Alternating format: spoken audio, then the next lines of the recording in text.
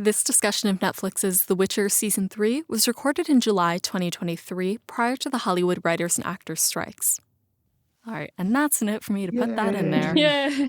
This is why it's going so fast now. It's really easy. Yeah. I know. How convenient. Okay. That's a problem for future Alyssa. Don't even worry about it. Yeah, she's going to deal with it at like 2 in the morning. She'll have a great synopsis. The night the episode comes out. The night the episode, yeah, exactly.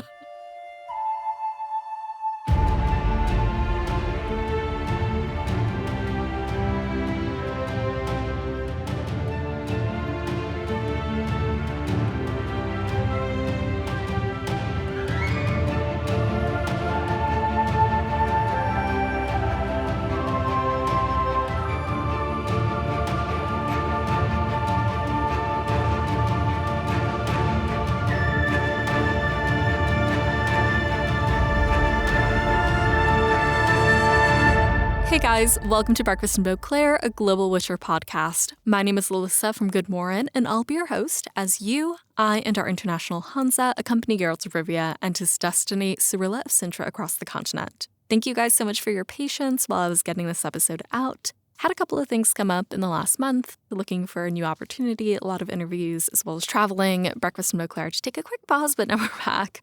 So thank you guys so much for your patience on this episode. While we were away, Dark Horse announced The Edge of the Worlds will be the next installment in their Witcher comic adaptations. If you haven't seen any of the others, they are phenomenal. I have a few myself. The Edge of the Worlds will be coming this December 2024, so make sure you pre-order it and you can find out where to do so on Dark Horse. In other news, I know that I have talked a little bit here and there about being an executive producer on Lengthy Tangents Peculiar Radio. And I'm so excited to share that Peculiar Radio is officially an award-winning show. We took home the top prize of the 2024 Audio Critics' Choice Award at the Atlanta Fringe Festival, in addition to Best Sound and Musical Effects, Best Writing, and Best Mixing. You can binge Season 1 of Peculiar Radio right after you're done with this episode of Breakfast in Beauclair. And if you are interested in hearing all the work that everybody has done, you can find that. And also take solace in knowing that we are already working on Season 2.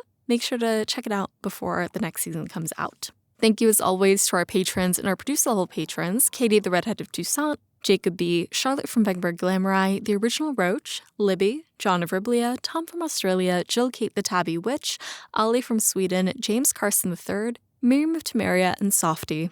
As for this episode, Beau from the US and Elora from the Netherlands call in for Netflix's The Witcher episode 304, The Invitation. Join us as we discuss Emperor Emhyr's beliefs, Yennefer's place within the Brotherhood of Sorcerers, a short return to Monster of the Week, the search for self-worth, and the heightening of conflict before the end of Season 3, Part 1. Without further ado, let's get to our discussion of Netflix's The Witcher episode 304, The Invitation. Hey guys, welcome to Breakfast in Beauclair. My name is Alyssa, and today we're welcoming 2 members of our Hansa to the show. My first guest is a fan of The Witcher from Colorado who you'll recognize from episodes 65 and 66 of Breakfast in Beauclair, covering episode 207, Emhyr, from Netflix's The Witcher. My second guest is an illustrator from the Netherlands who you'll recognize from episodes 27, 53, and 55, covering 107, Before a Fall, and 203, What is Lost. Please welcome back Beau from the US and Elora from the Netherlands. Hey, guys. Hi. Well, hello. How are you both? It's been a while since you guys have been on the show, but I'd love to hear what's up. What's been new with you? Yeah, it's been a hot minute. Life has been wonderful, and I hope the same is true for both of you. The only crazy new thing going on right now is I'm in the middle of taking a summer off and trying to just travel and do and see a bunch of cool new things that I've never done before, and trying to scratch a lot of things off the list. Oh, cool. Oh, I love that. Anything that you're particularly excited about or that you've done? I'm kind of sandwiched right now in between 2 big trips. I just got done with a trip to Playa del Carmen in Mexico. We were there for about a week, and it was amazing. It was my first time actually out of the country, so that was a really neat experience. And then in about a week, I fly out to Montana to go to a music festival down there for a couple days, which I'm super stoked about too. So those are the 2 kind of big things that are happening right now. Oh, that sounds amazing. I hope that you do have like a really amazing summer. That sounds like an awesome thing to go do for a few months. Thank you. Yeah, I feel like, well, I've got the means and the time, and I'm young and able. I can go out and do anything that I want right now, which is really nice. I'm going to take that opportunity if I can. I love that. And Elora, I feel like you've gone through a big shift too since last time that we spoke. Yes, my introduction is now officially illustrator from the Netherlands, which is still great. Yay! Nice. Congratulations. Thank you. It's really still every time I introduce myself somewhere, like you go to the doctor's office and they're like, oh, what do you do? And I'm like, I'm an illustrator. Wait, I'm an illustrator. Yeah. You're official now. Yeah. Yeah, it's very nice. It's been very fun. I know. I feel like I was looking up your old episodes and I was like, episode 27. That was like 50 episodes ago. Yeah. Oh my God. Yeah. It's been a bit. Yeah. And then, you've been here for season 1, season 2, and then now season 3 of The Witcher, which is really cool to see and really awesome that I think we're continuing our friendship and Yeah. on the Following my internet. career progression. Yeah. I know that you've been doing like the convention scene, which is really neat. Any other opportunities that you've been really excited about? Yeah, I've got to do some book covers, which is great because then I get to read the book. Well, I get to choose whether I do that, but I obviously do that. Yeah, of course. Especially if it's like a book that hasn't been released yet. That's very exciting. I get all the notes in the front and the back about the marketing campaign and stuff like that.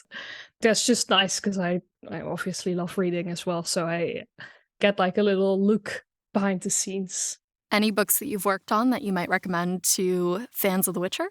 Oh, that's a good one. Well, the one that jumps to mind is The Cloisters by Katie Hayes. I really blazed through that. It's about a research department in the Cloister Museum in America. There's like weird tarot mysteries and a murder mystery, and it's very tense and good.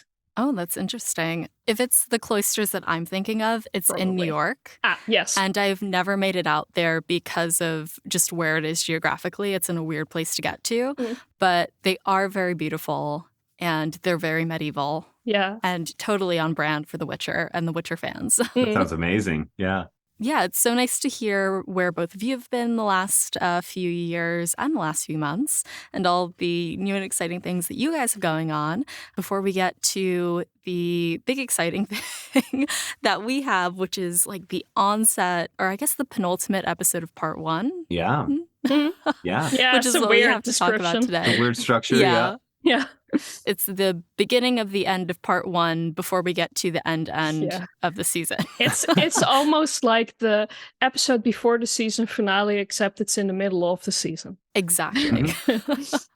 On that note, today we'll continue our discussion of Netflix's The Witcher Season 3 with episode 304, The Invitation, in which Yennefer pitches a bold idea to the Brotherhood, Geralt strikes a dangerous deal with the ferryman, and Triss digs into the mystery of the missing novices. Here's a quick synopsis of the episode from future Alyssa.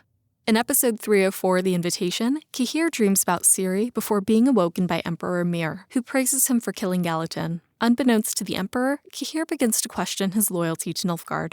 Yennefer proposes a conclave of northern mages to encourage unification against Nilfgaard, and invitations are sent across the continent. Triss is alarmed that another novice has disappeared, but Tissaia brushes her aside. Triss tells Istredd about the missing novices and discovers they're all half-elven. Istredd shares that he's looking for the Book of Monoliths to help elves escape to a sphere of their own, but the book has been found by someone in Aretuza. He theorizes that the person who kidnapped the girls and recovered the book may be one and the same.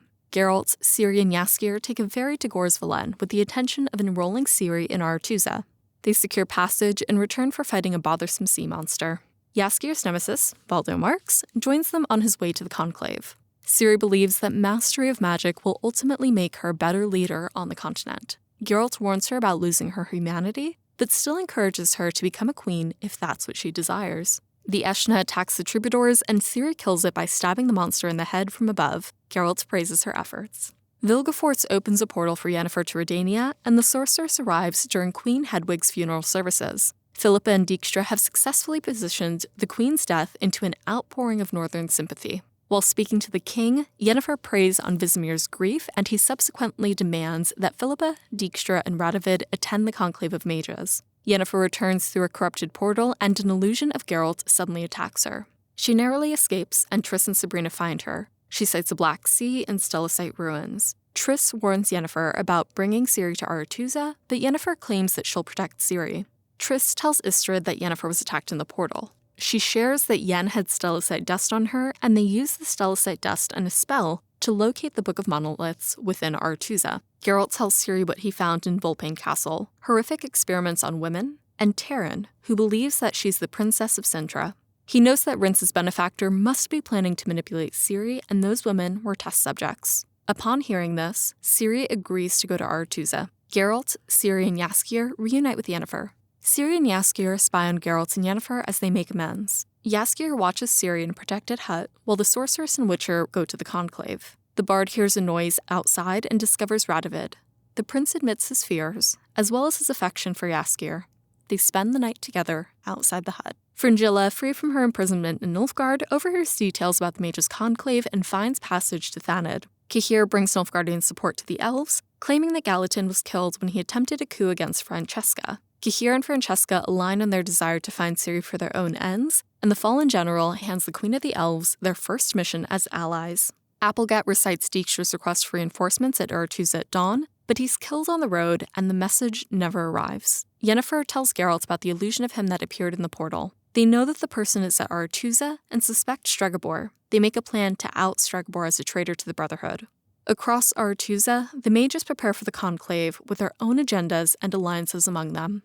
So now that we've gotten a full synopsis of the episode from future Alyssa, I'd love to hear both of your overall thoughts about episode 3 of 4. Yeah, I think this episode really builds up towards our kind of finale. Everything that happens gives you more things to be nervous about during the Thanedd Ball.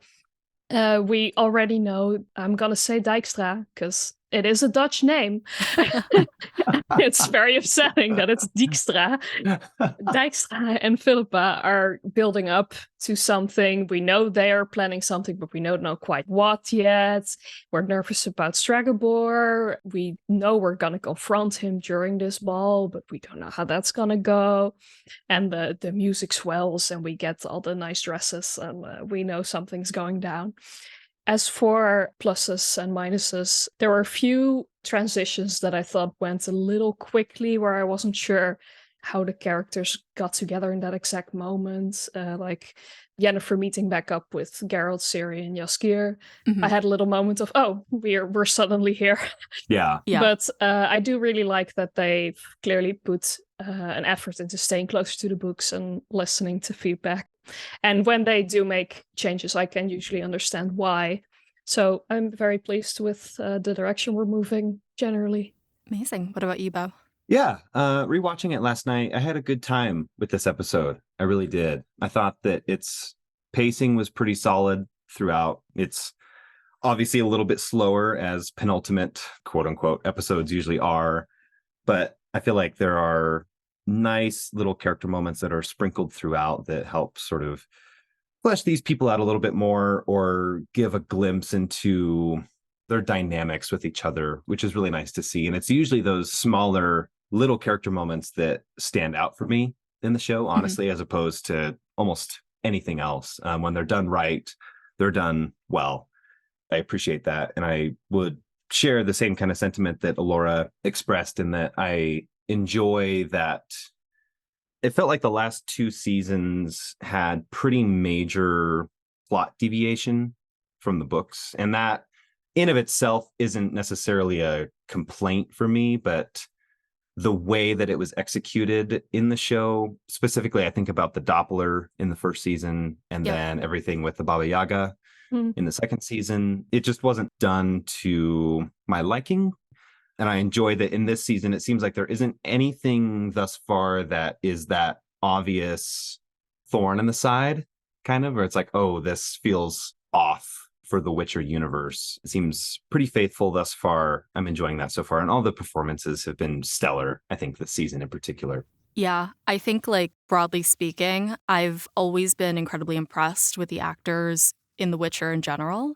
And I think that just from season 1 through season 2 and season 3, they've grown and progressed so much in their craft, which I think is just, and their confidence as actors and their confidence in the story, which is really exciting to see and just a delight to watch on screen. Absolutely. Because you can feel it in the relationships and in the scenes as well, that they're comfortable with their castmates, that they're comfortable in the sets and in the worlds.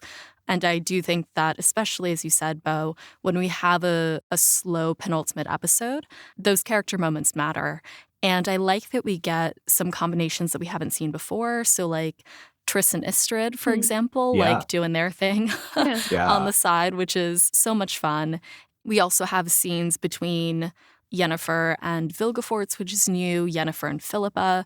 So we're seeing one of our main characters, and a powerful main character at that, put into these situations that make her uncomfortable, and we see more sides of her than we normally would when she's with Geralt and Ciri, for example, or in scenarios that don't actually challenge her. So I thought that that was very fun to see. And there were so many Easter eggs throughout this episode as well. For example, the opening scene of Cahir dreaming about Ciri is something that we haven't really discussed yet, but it's something that comes up in Baptism of Fire, for example. Right. Geralt's Fairy Ride we spoke about when we talked about Blood of Elves Chapter 5, and that's where the Dear Friend letter happens, et cetera, et cetera. But I think, as both of you have said, it was a fun deviation to have that, but also have it with Jaskier and Ciri as well. Applegat, one of my favorite characters. Yeah, I love that we get to see Applegat. Love That's that great. man. Yep. And he's the opening of Time of Contempt. And you actually hear him say like one of his classic lines, like head of gold, ass of iron, to Dijkstra. And then we ultimately see his untimely death, which Ciri saw earlier in the season, which we finally get here. I was so expecting Applegat to die way earlier, but like me too. right before Thanet feels when he got appropriate. that little scene with Dijkstra early in this episode, I was really surprised to like, oh, you're still, he's still alive. around. Yeah, okay. Yeah. Well, we saw him in Redania as well. He I think Radovid threw a knife at the wall or like an arrow or something, and it like nearly hit Applegat in the face, and he just goes, "Applegat, you fool," or something like that. And I was like, "Oh, that's my boy. That's my boy. He's right there. There he is." I know. So that was a delight to see. There's an entire scene that's taken almost exactly from the books when Geralt, Ciri, Jaskier, and Tien meet up again, and Geralt and Yennefer are talking, and Jaskier and Ciri are kind of miming what they must be saying to each other because they can't hear. Incredible. Yeah. And it's basically exactly like how I imagined it in the books, except I think when I imagined it, it was daytime. That was it. That was the only deviation that I had in my brain. It wasn't set at night, and I can't complain about anything because I thought it was a joy. And Joey Beatty and Freya Allen's dynamic is fantastic. Oh, I love their chemistry together. They're wonderful. Yeah, just seeing them as friends is great. Yeah, every scene there together feels really nice. Yeah, and there's one quote that comes to mind from later in the series. I don't often talk about things that happen in the future on the show, but there's a clip of Jaskier's writing in the future where he's like, I didn't really know the girl, when speaking about Ciri.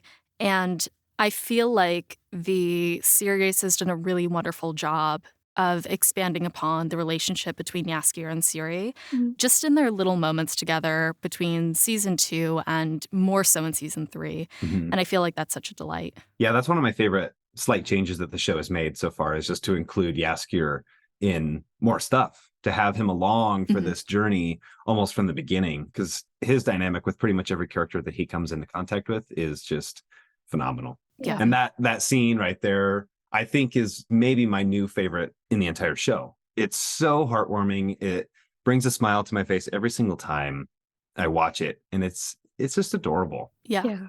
But yeah, every scene together, they're so playful, and especially getting to see Jaskier quietly complimenting Ciri as well. It's really nice to see that they've grown closer. Yeah. I love that the unicorn is getting some representation. As well. I always I love know. to see that. Gotta quietly mention it, speaking of Easter eggs. Speaking of. That was something that book fans will recognize from Sword of Destiny, specifically from A Shard of Ice. Geralt is complaining about having to have sex on a stuffed unicorn. in that short story. And then fans of the games will very intimately know that unicorn from The Witcher 3. So if you are a fan, you'll be familiar with the unicorns. Something that I did want to bring up for that scene as well, it was something that came up on Twitter. And I don't know who, unfortunately, but I just want to credit Witcher Twitter in general for being wildly entertaining throughout the releases. Somebody had pointed out that it's really interesting to see Jaskier voice Geralt and Ciri voice Yen, because as they're imitating them, it also kind of reflects the dynamic that Geralt and Jaskier have and that Ciri and Yennefer have. So when Ciri is saying, like, I'm sorry for being such a wily witch who's stubborn and self-righteous, it kind of also reflects the issues that her and Yen have had in the last 2 episodes with each other and the way that they fought and what they've been combative over. Same thing with Jaskier and Geralt about, like, I'm sorry that I'm stubborn and stoic and whatever, which also reflects their dynamic. And I thought that was a really cool thing for someone to point out, because it becomes about, obviously, forgiveness and reconciliation between Geralt and Yen, but also Jaskier to Geralt and Ciri to Yen as well. Yeah. So I thought that was a lovely thing to point out. Yeah, very clever. Well noticed. Like a way for them to vent their trauma. Sort of indirectly. Yeah. Exactly. Yeah. Put on the puppet and just tell me what you want to say to the puppet. Yeah. The last 2 Easter eggs that at least I noticed in this episode, Jaskier starts singing a song after Ciri falls asleep in the cabin. And the lyrics of this little ditty are, if your goal is to be paradise, a life with your true love, ponder all your wants in life and make a little sacrifice. A Little Sacrifice is obviously the title of a short story that takes place with S.E. Davin. If you're a fan of the books, that is a beloved short story. And allegedly maybe turned into an anime film. Really? So, oh, that would be amazing. That's the rumor. And if it is, they'll definitely end on that line or something, right? They'll incorporate the song somehow. Yeah. So that's what I figured. I was like, if it's true that they're doing an anime and it's about a little sacrifice, I wouldn't be surprised if this fragment shows up in that film. That would be wonderful. Yeah, I do want, I mean, maybe I'm just misremembering it, but I feel like it's not as action-packed as the previous anime was. So I wonder what they do with that, but... Yeah, I guess we'll see. I mean, it has a very fascinating fight scene that, like, builds upon the worlds of The Witcher in a way that you don't expect. Like, an entire civilization underwater. Yeah, true. That's that's not something that a fan of the show, I think, would expect. So I think it's one of those things that if you see it in an animated spin-off, it's not going to feel like it's part of the books. However, it very much is. And I feel like that'll be an interesting way to open up the world for Netflix. Yeah, do you think that we'll see going forward in the future seasons, sort of like what happened with the pilot episode of last season, sort of portraying a grain of truth? Do you think that going forward we'll see any more short stories in live action? Or are they just going to stick straight to the novels? I'm not sure. I wouldn't be surprised if they found ways to incorporate them. I'd have to actually go back and think through what we've skipped to see if it'd be possible. I feel like there still could be room for a Shard of Ice, maybe. I actually thought we were going to get it this season. Yeah, there were a lot of, like, Redanian Intelligence put out a lot of rumors for, I think, not only Shard of Ice, but I think another short story as well that they were expecting to see. But then, spoiler, I guess, in the next episode, the fight between Istrid and Geralt did feel kind of like a hint towards, or a little nod towards Shard of Ice. A nod towards it. Yeah. So, I don't know. Like, I would be pleasantly surprised if they found a way to do it, but I don't expect it based on the direction of the books. Because I feel like from here on out, it's pretty linear. Not too much room for side quests. Like, I feel like we're getting to the end game and then we'll see. But, like, I think I would be pleasantly surprised if they did. Like, I'd be happy to see more. Absolutely. Is there a story in particular that either of you would still love to see brought to life? I used to be able to recite all 13. Yeah, now I'm just like, okay, what do we have? Yeah. A Little Sacrifice. Edge of the World. The Edge of the Worlds we did in Oh, yeah. season 1. Yeah, I just didn't like the way they did it, so I forgot. Agreed. Let me see if I can, we have The Witcher. We did that in season 1. Mm-hmm. The Edge of the Worlds. We did that in season 1. A Voice of Reason. We haven't gotten a Voice of Reason, but it is like a framing narrative. So like the entire thing about being in Italy and the silly little politics of everything that goes on in a lander. The Last Wish we got in season 1. The Doppler. Yeah. Probably not gonna do more. The Eternal Flame. A Little Sacrifice. Will be too late to do that now. Sorry, Elora? Well, I'm just trying to think of the ones that we did skip. A lot of them there. Yeah, it is too late to do now. Like if you did A Little Sacrifice now, it would feel weird.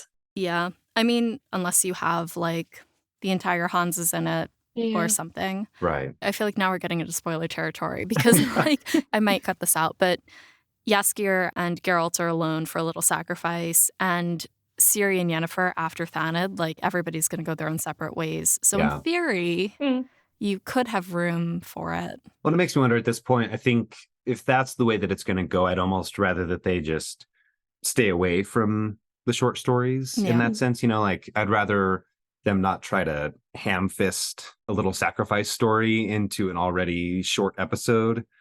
Those stories are so great that they need their own, like an animated film, like we were just talking about. So I feel like if they did it any other way, they'd have to try pretty hard to make it feel natural. Yeah, maybe the seasons would have to be longer or something. With 10 episodes, it's just hard to do anything that's not straight Exactly. through. There's just no time for filler. 8 episodes. Yeah, we've only gotten 8 for 8. season. Jesus. It's so little. Yeah, it's so frustrating. I think that's been the model so far. I feel like these shows need so much more time it's amazing what just 1 or even 2 more episodes can do to the flow of a season. Yeah. Yeah. But to be honest, I was pleasantly surprised with how long the episodes feel. Yeah. When I was watching episode 1, for the first time, I remember every maybe 10 minutes, I was like, how long is this episode? Not in a bad way, but I was just like, there's more. This feels like a lot of television. And I kept prodding at the screen to check it. And I was like, how is there still half an episode left? I feel like so much has happened already. Yeah, and yet they have time for a few more quiet moments than they did before. So they managed to not rush through the plot as well. Yeah, I think that's one of the strongest points of this season in particular. I personally enjoyed a slower pace. I feel like for season 1 and season 2, there was a huge priority on spectacle and monsters, which I think James said in the episode at the beginning of this season, that really is what sets The Witcher apart, the monsters and stuff like that, when you look at the overall landscape of fantasy television. However, I think that when they're not trying to, shoehorn action into every single episode, it allows for a lot more room for the politics to breathe and for the characters to have their conflicts and to really explore their characters and characterization. But we do get a little monster of the week here, which I think is really fun. The way it was done now is good, and it doesn't need to be a whole episode where we somehow manage to fit in a monster into the political scheme. It's you can just have just a little monster as a treat. Because I think that just a little treat. I think next to the monsters, the political landscape is what makes Witcher so fascinating.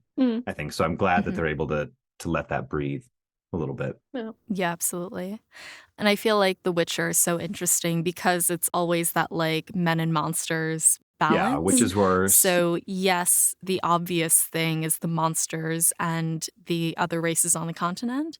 But when you dig into it, it's all about the human condition and all about the way in which we are evil to each other, on and kind, of course. But when you talk about the conflict, it's a lot of man-made conflict, and I think that's what makes it really interesting. I felt in the first 2 seasons almost sometimes they misunderstood what people liked about The Witcher, when the focus is very much on the monsters and on the action.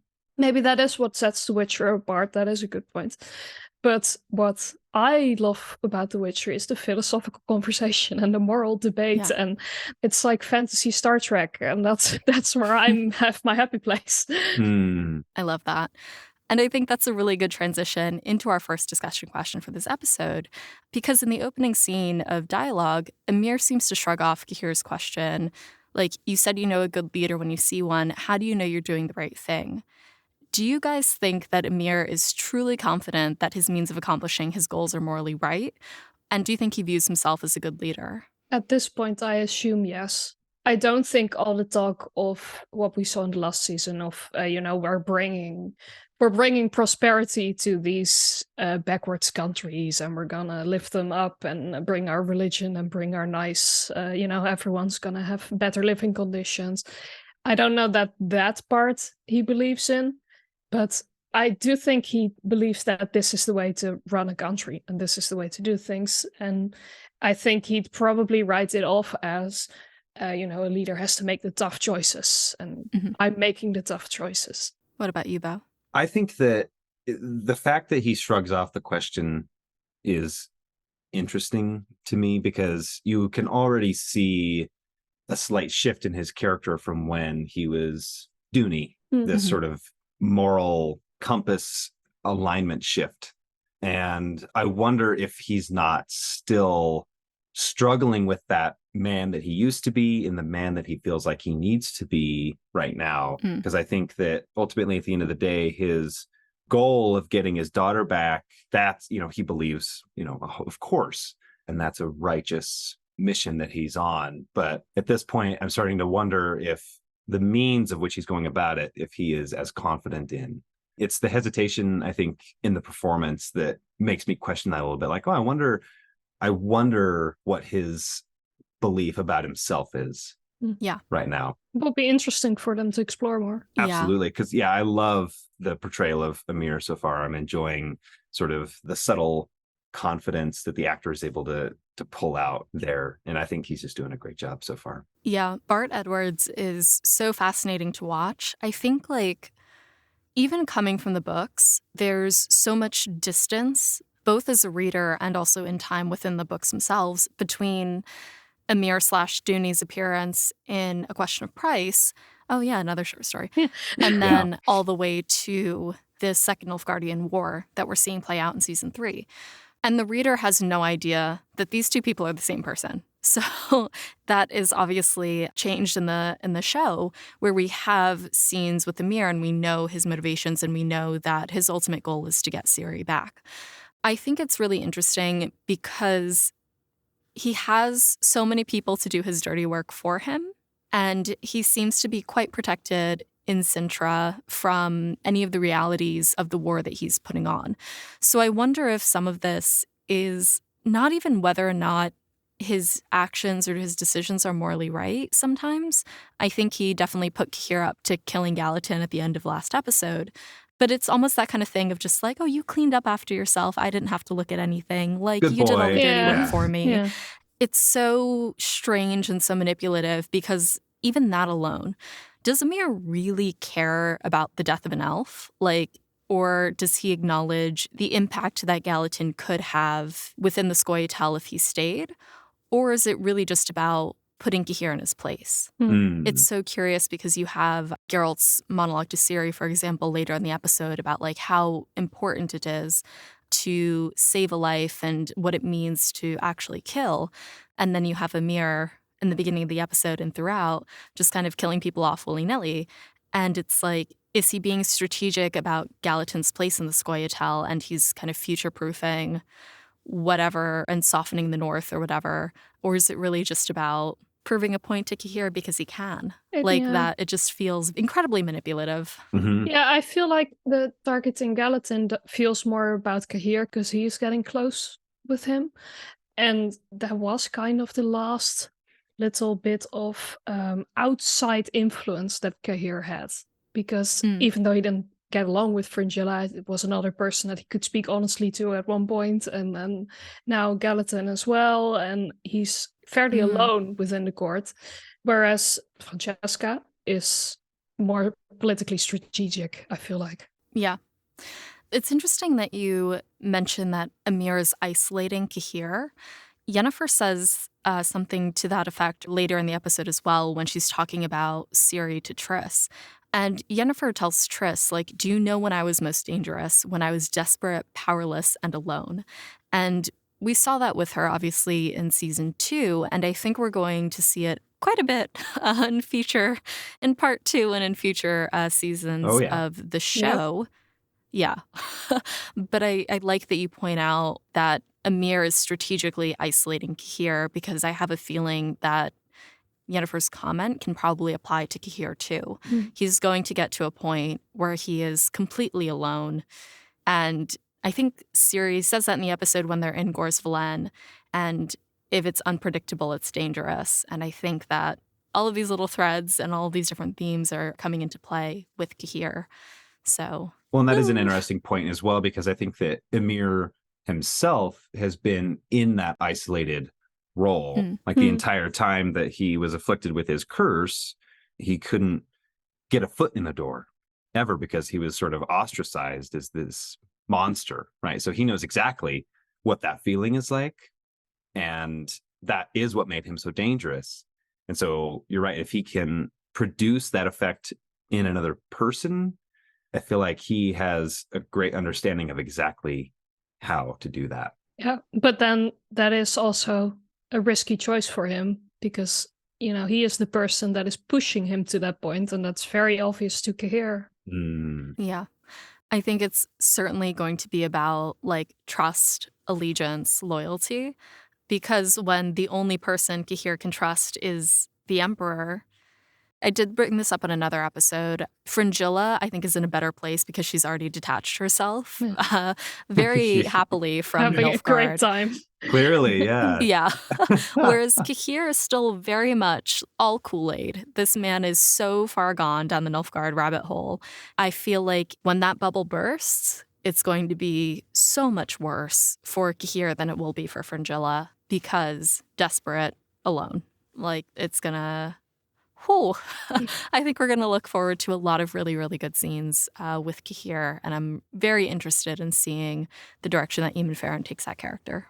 Yeah, clearly Fringilla is living a much better life than Cahir at this point in time. She is rocking it. I love this for her. She's like, I'm not dead. Really great. Yeah, she had such a rough time last season, and now she finally gets to let loose and just have a fun She's little out on moment. Nashville on a Friday night, just living it up. I know. Good for her. Perfect. Yeah, good for her. She deserves this. Yeah, we don't see much of Fringilla this season, but like what we do see, like, girl, go live your life. Yeah. Like, go have fun. Love that for you. And we'll see how she gets on through part 2 and the rest of the season.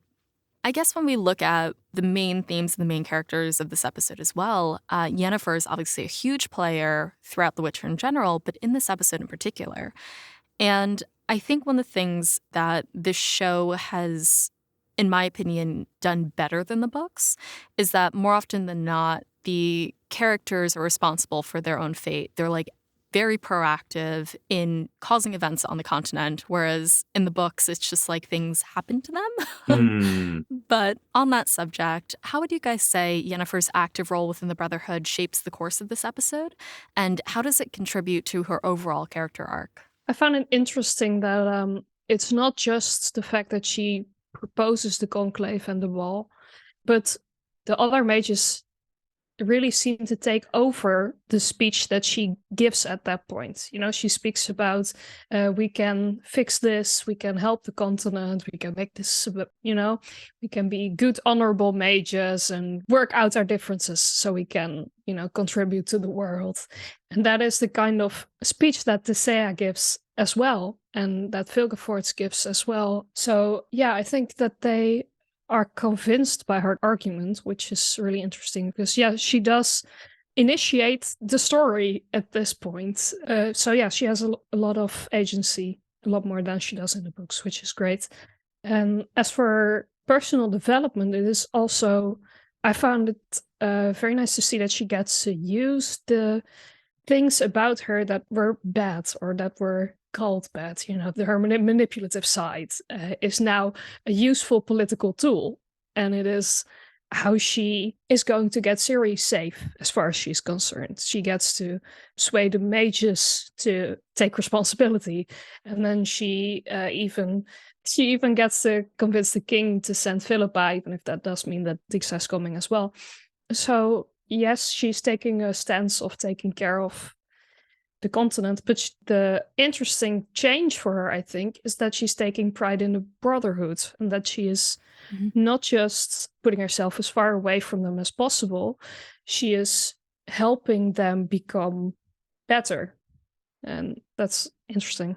Yeah, I think that Tesea's quote in this episode sums up a lot of Yennefer's character development when she says that, for someone who despises politicking, you certainly excel at it, or something like that. I think it's always interesting when a character has to wade through the shit to reach their goals, right? I mean, that's every story, but like Yennefer just hates this whole political landscape and these mages that she has to deal with. But in order to have any sort of sway in the world, that is the world that you have to play in, right? That's your sandbox right there. And so I think that her ability to wade through that is so much fun to see. And I think in particular, Anya really shines in these Yennefer scenes. Like you said earlier, Alyssa, I think that all of these actors are settling into their characters really well. And just every scene that she was in, especially in Aretusa, trying to convince these mages of this conclave, I feel like just screams Yennefer to me. Yeah. It's really fun to see that. And the sort of interplay between Stregobor, Artorias, and their scheming against Yennefer, and how she is trying to smirk and brush them off for the time being.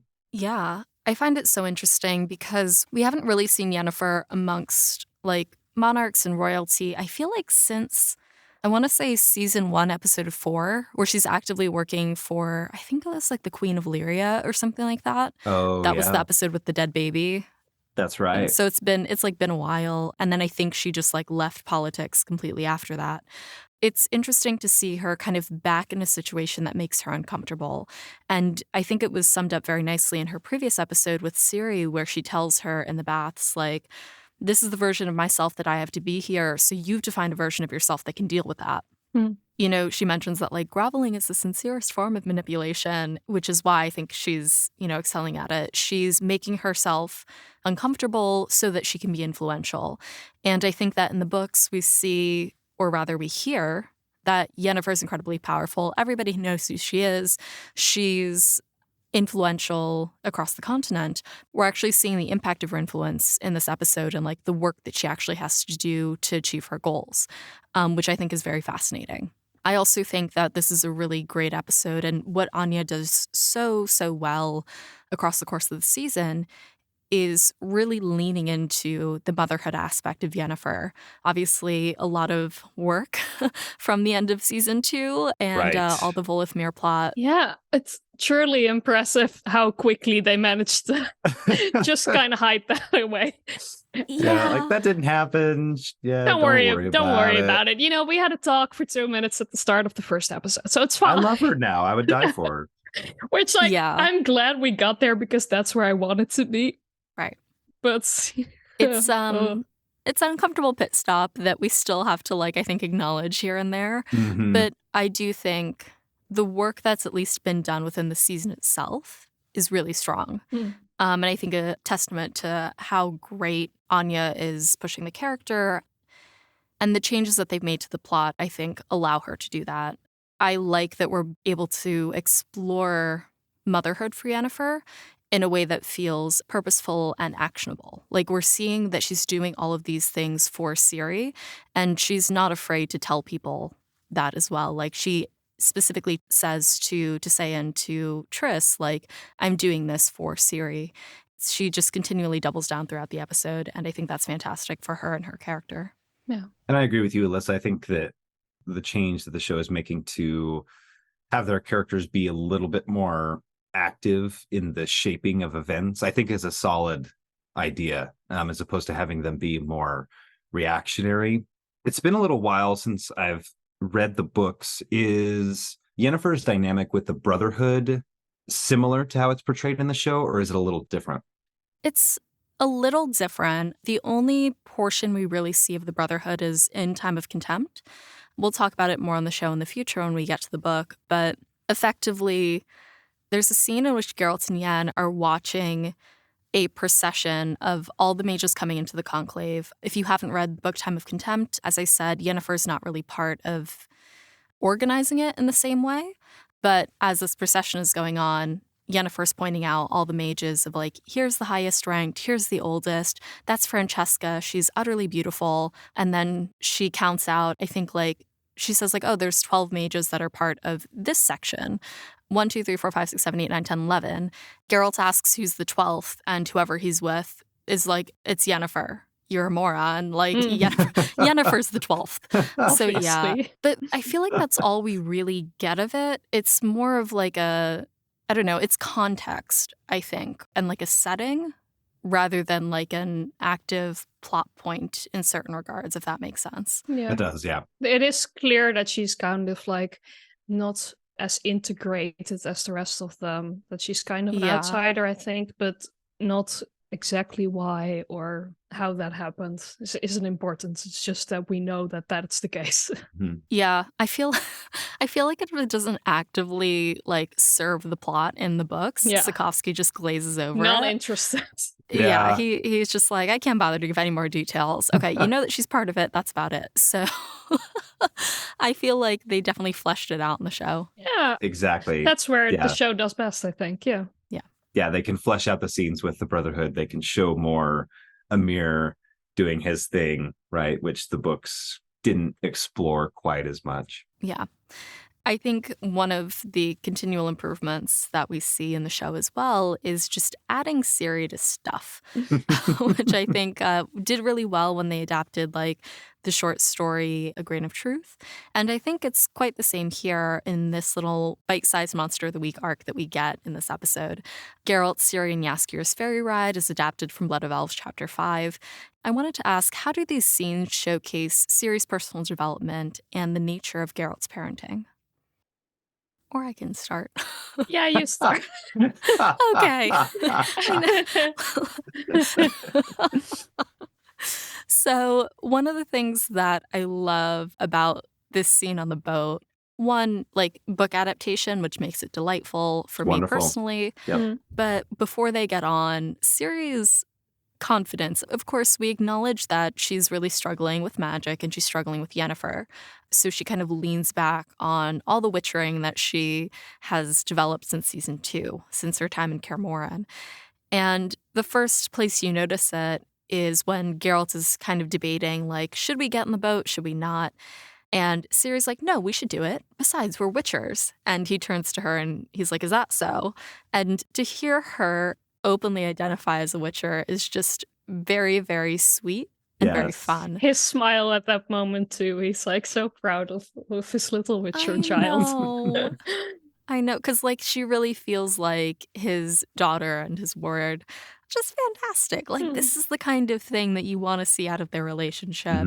And it's so fun. We also, again, see them on the boat later and she's like, it's obviously an Eshna because of the ripples on the water and like this is the way that we're gonna kill it, right? And he's like, so you're magic. And she's like, fuck off. just tell me that you're proud of me, goddammit. I don't want to talk about that right now. Yeah. So, which I think is understandable at any age, especially as a teenager, to just tell me I'm doing a good job. I'm going to deal with my bullshit later, but just for right now, tell me that I'm doing okay. Like, it's all I need. Yeah. And I love that in the fight scene, it feels like you can see Geralt letting Ciri shine. Yeah. He's letting her be in the forefront, right? And he's only attacking when he needs to. He's sort of letting her do her thing and breathe and sort of seeing how she ebbs and flows throughout the situation and if she can properly handle herself. Yeah. Which damn does she? Hmm. I think this is an awesome fight scene. It's awesome. I love it. Yeah, I feel like this is definitely one of those episodes where I was like, I can't believe how much television we got in one episode. The fact Yeah. that this whole scene on the boat could probably be at least half of an episode. And then when you actually think about it, it can't have been more than maybe like 10 minutes of like Mhm. that 60-minute episode, which is crazy. But I find the fight really interesting. The monster is not what I would have expected Mm. based on the books, because I was imagining just tentacles everywhere when I read the books. And so to have like a four-legged like sea creature, I thought was quite cool. It was an unexpected monster design, but I liked it for the context. I also like the parallels between season 2 when they were fighting the Chernobog.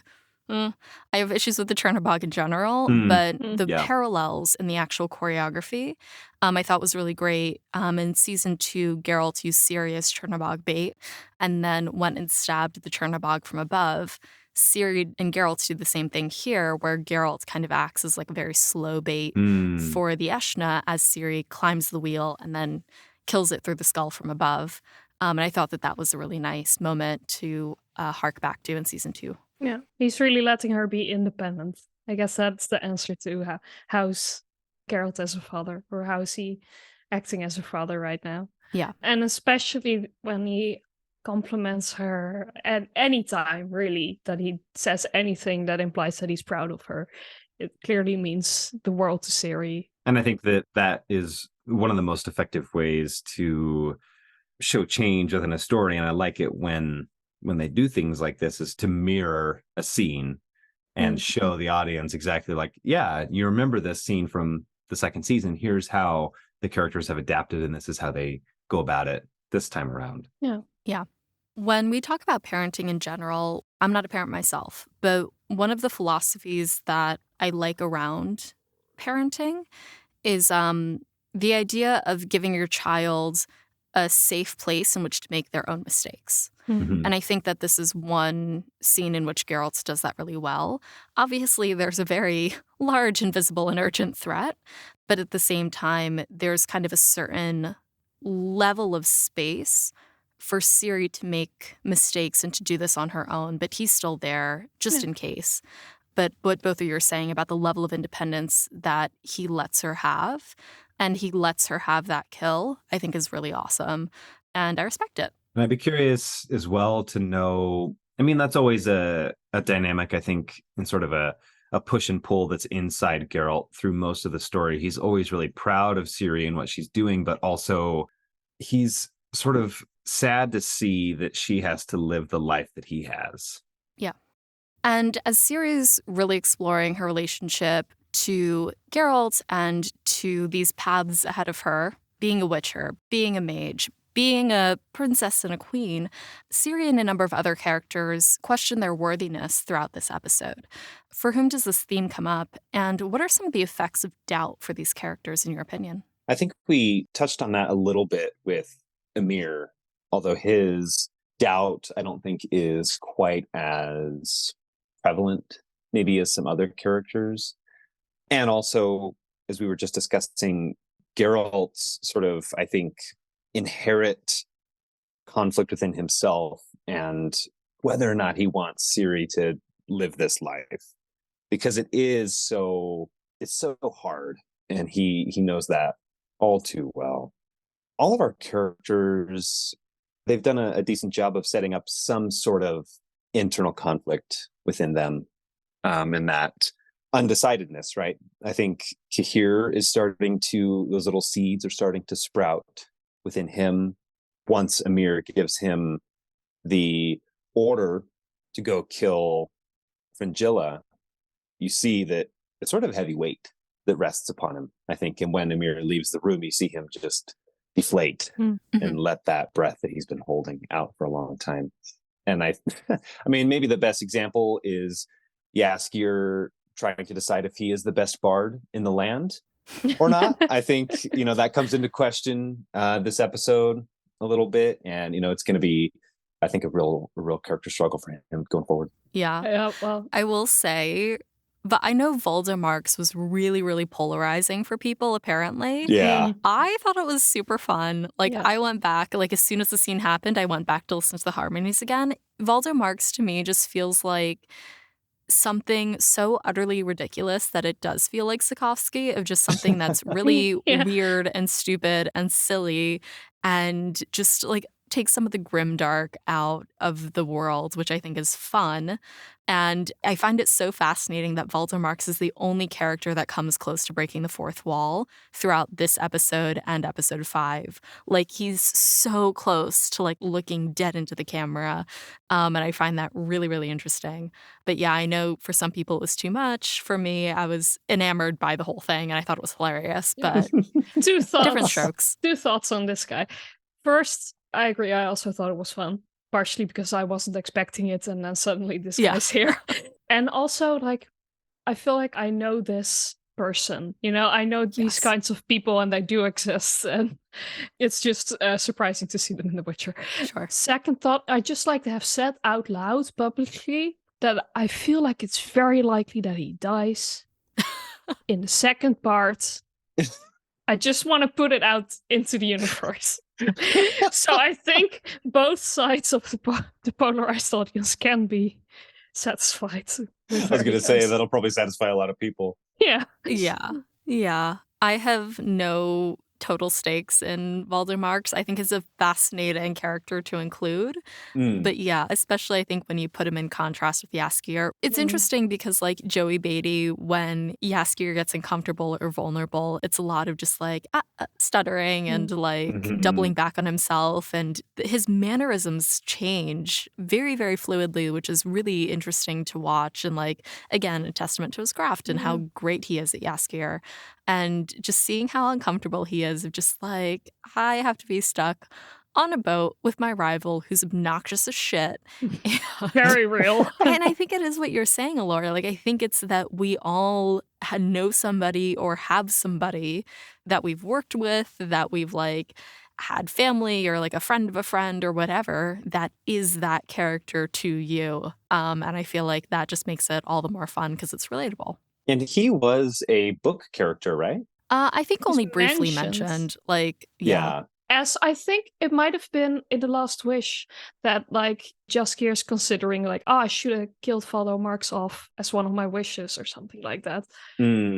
Yes. Yeah, that sounds about right. When he's just like chittering at the gin. Yeah. Yeah. Very, very silly. Yeah, I suppose I had a slightly different take on Valdo. I think the characters' reactions to him, I think, are a lot of fun. It's very over the top and cheesy in a way that I think it's a good reminder, Alyssa, because Sapkowski does have a lot of moments like that in the books, too, where it's like a weird, where the hell did that just come from? So in a weird way, it is oddly in line with the books. It feels a little disjointed in this episode for me personally. But seeing Jaskier struggle with that is very fun. And I love Freya Allen's portrayal of just like, will you just shut up? Shut up for one goddamn second, please. Yeah, I love that. It was very fun. Like, for me, it was a delight. I'm glad we got to see the character's impact on Jaskier, and I guess we'll see if he makes it out of Thanet. I mean, Ooh. Yeah. I was like, why is this guy here? And I was like, oh, he's going to Thanet. Sure, that'll be fine. It's not good for you. Yeah. We dressed for Hedwig's funeral today, but maybe this is like a precursor for things to come. Yeah, I mean, there were a couple of other characters that you had brought up in your notes as well, Elora, for who this theme of like worthiness and doubt could apply to. Who else were you thinking about? Yeah, Sirius is the most obvious example because of her interactions with Geralt throughout the episode. I really are looking for reassurance and looking for her to be proud of her and maybe so she can feel worthy of being apparently a very important person, which I'm sure must be very overwhelming. But I noticed it especially in Cahir as well, about the way he looks for reassurance from Cahir, from Cahir. The way he looks for that man reassurance. does need some self-assurance, like I will say. It would be good for him. Yeah, he needs a healthy dose of that for sure. Yeah, it would be better for him if he got it from himself, true. Really a lesson for us all, huh? Yes, Cahir looks for reassurance from Emhyr. And because he has raised him up out of poverty and, spent so much of his life with him. And he knows he's disappointed him. So he's doubting if he feels worthy. And, maybe if he follows all his orders, it'll be fine. And maybe then he will be worthy. Which, There's something about this that I'm just like, oh no, is Emhyr Cahir's daddy? Like, it's kind of. does Cahir have daddy issues because of Emhyr? Like, is that what's happening? Kind of. I mean, I did get that feeling. I felt it from Jaskier a bit as well, in his interactions with Radovid, which again is another polarizing thing, I guess. I personally, while it felt a bit rushed, I did think that it serves a purpose. Knowing where the books go, the queer relationship that is portrayed in the books is not great. So I understand wanting to make sure that they've already established that this is also good people. Yeah. I feel like it's one of those things, like, I feel like if you get involved in royalty, does it only end badly? So, like, Yeah. I adore Yeah. how Hugh Skinner and Joey Beatty have just portrayed this relationship. I think, like, again, their acting chops, just marvelous. Yeah. They have pretty solid chemistry together. Yeah, they're fantastic, but it's just like, oh, we don't know where this is going with the plot. Can Yeah. it only end badly? Oh, I don't know. Yeah. Well, I suppose Jaskier is a little like thrown that Radovid actually likes him, which is kind of am I worthy of a king liking me? Yeah. I mean, Vespula does bring up, I think in episode 2 or 3, like, I've never seen you have a crush before. Like, you've been with all kinds of people. And I think that it's interesting to, like, bring up the idea of him really genuinely being in love, because that happens rarely, if not once, possibly, in the books. So, like, to have, like, a reflection of love, infatuation, that feels incredibly sincere is really nice to see for this character. And it seems like I said, Joey and Hugh had such a great time doing it. Mhm. I was watching an interview with Joey, Anya, and Freya, and they were asked a question, like, if you had to be stuck in an elevator with one of your castmates, who would you pick? And Joey said Hugh, because apparently he's just an awesome guy to be stuck in an elevator with. And I was like, that feels very nice. Yeah. And a testament to their chemistry as well. One of the interesting things that I find in this specific episode is that Ciri's path to becoming a queen still feels linear for her. Like, I think in the books, that's not really something that is really brought up or anything that she clings on to. So I'm very interested in where that can go in the show, because a lot of her questions about worthiness, when it comes to both being a witcher, magic, her place in the world, she tells Geralt, like, I want to be a good leader. I want to have these skills and this knowledge to be a better leader and a better queen. And the idea of worthiness wrapped up in leadership like that, I find really fascinating, because you don't have that in the books. So I'm really curious to see, like, where this aspiration is going to take her. Absolutely. Do you think that is sort of a blending of the books and the games? Maybe.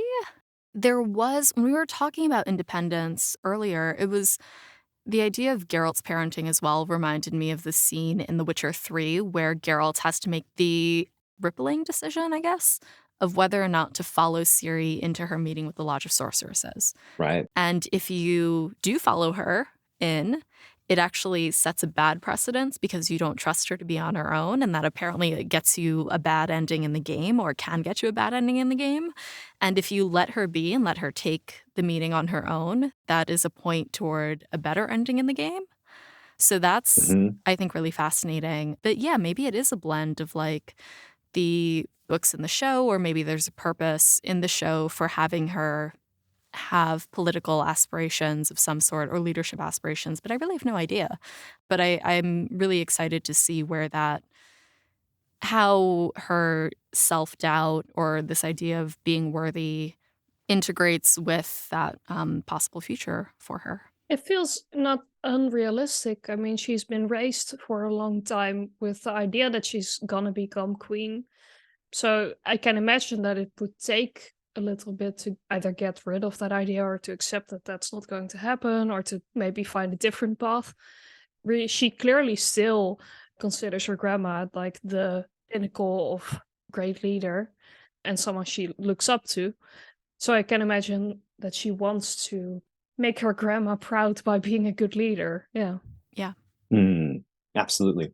And that conversation between Geralt and Ciri on the barge, I think is one of my new favorite scenes between those two in particular. I love Geralt's reassurance of her path in life and setting up that confidence within her. If you want to be a queen, be a queen. I think you'll make a great one. And it just seems so genuine. That is such a dangerous thing for her to do, but if that's what she wants to do, then I'm sure she'll be great at it. It's such a nice thought. Yeah. Yeah. And I love that.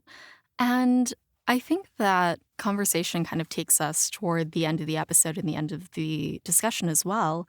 As we take a look at episodes 1 through episodes 4, heading into the maybe final episode for part 1. What would you guys say are your final thoughts on episode 304, The Invitation? Yeah, I'm pleased. I'm happily surprised with the way things are going. I really felt at the end of this episode, like, oh, I gotta check out what they did with the conclave. Oh, I gotta see the next episode now. Because they build up this tension so well. Even more so if you haven't read the books, I'm sure, because then, some other things are more surprising, which, I'm sure only makes it more tense. And then, as we mentioned, this episode has a lot of great character work, as does this season so far, which is generally my favorite stuff. So I'm glad they focus on it more. I agree. I think that there has been an overall tightening to the story structure and sort of composition of everything. I think my biggest complaint about Witcher thus far has been just the sense that everything in the show has been fine. But in my opinion, it seems like a lot of it is undercooked and could use a lot more fleshing out. And I think that is still true this season, but it feels more in line with the vision that Sapkowski created. And I think that like you just said, Elora, I think the character work is pretty solid.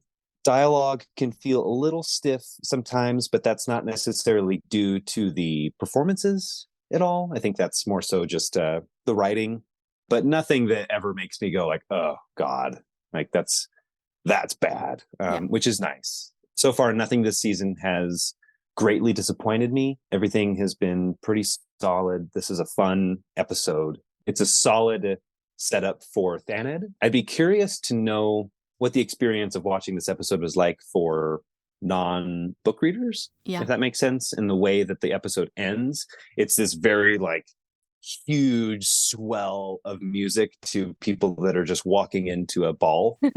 Essentially, it's like book readers know the significance of this, but just purely show watchers, I'd be curious to know, it's like, wow, this is like oddly grand in scope for what's about to happen, or if that is conveyed well, and if they're getting a sense of like, ooh, shit might go down at this ball, like something's not quite right. So I'd be interested to know about that. But it is a fun setup to the episode that portrays one of, I think, my favorite moments in the entire book series. Yeah. I feel like both of our final thoughts are kind of like, I'm cautiously pleased that I'm not disappointed. Exactly. Like I'm excited, maybe? Cautiously optimistic is one of my favorite phrases to use about like... Cautiously optimistic. Yeah, that's been my journey with The Witcher, I think, through its entirety. Yeah. I think the critique is fair when it comes to where the series has been, where it's going to go. And I'm sure we're going to see, I think, like how it continues to adapt things that readers are familiar with, that gamers are familiar with. And I guess we'll have to see like how they stretch out the plot and if they're able to kind of work through some of the details and decisions that were made in, season 2 especially and season 1. But I think a lot to look forward to down the line. I'll agree. Like, I think the actors are some of the strongest parts of the show in general, and their performances are just, great, especially when we have, as we said, this penultimate episode to really explore and play at a slower pace, which I think is great. I will be having some non-book readers on, I think, toward the end of the season. Nice. At least, as far as I know, they still haven't read the books, so maybe I'm wrong. Yeah, stop them. But just don't read anymore. I'm Don't very read it. curious to hear what they think of what is inevitably going to happen in part 2. Yeah. I do think that this episode does a really nice job of setting up the stakes. We have so many goddamn players. I love an ensemble cast, right? But there are so many people to keep track of at this point.